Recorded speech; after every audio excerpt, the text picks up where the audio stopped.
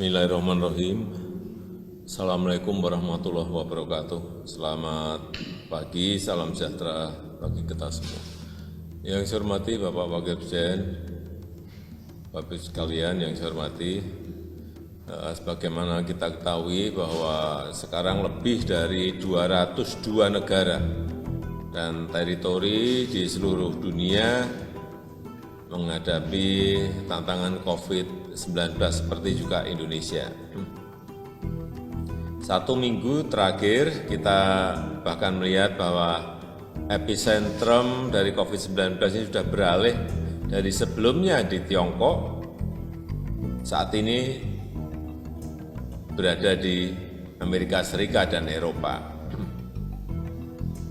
Di beberapa negara yang telah mampu mendatarkan kurva penyebaran COVID-19 menghadapi juga tantangan baru dengan yang dinamakan gelombang baru COVID-19.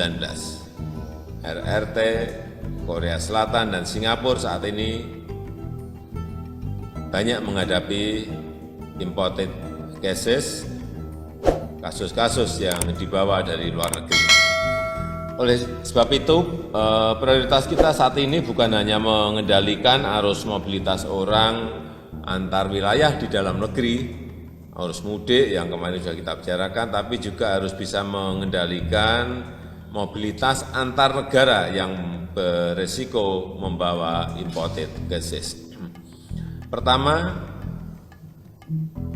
harus kembalinya WNI dari beberapa negara, ini terutama yang dari Malaysia, ini betul-betul perlu kita cermati karena ini menyangkut bisa ratusan ribu, bisa jutaan WNI yang akan pulang.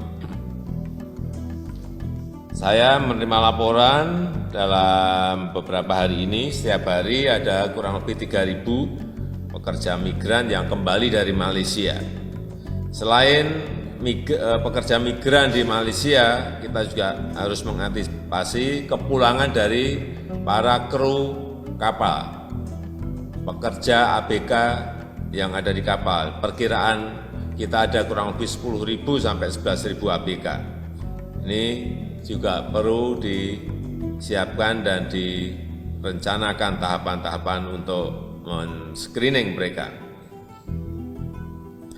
Yang kedua, pergeseran epicentrum COVID-19 ke Amerika Serikat dan Eropa, maka kita juga harus memperkuat kebijakan yang mengatur perlintasan lalu lintas warga negara asing ke wilayah Indonesia.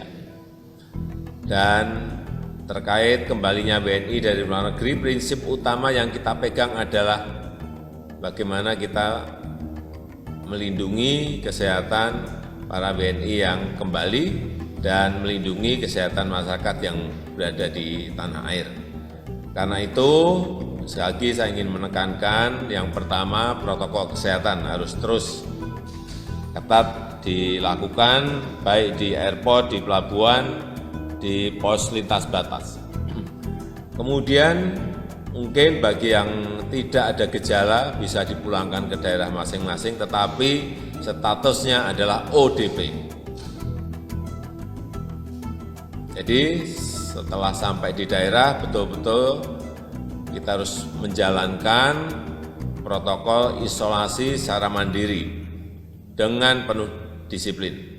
Kemudian yang lain juga yang berkaitan dengan program bantuan sosial yang perlu kita berikan. Sedangkan untuk yang memiliki gejala harus dilakukan proses isolasi di rumah sakit yang telah kita siapkan, misalnya di Pulau Galang.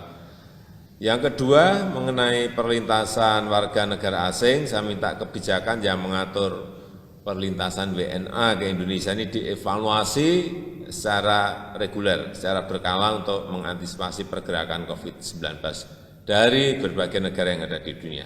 Saya rasa itu yang bisa saya sampaikan sebagai pengantar.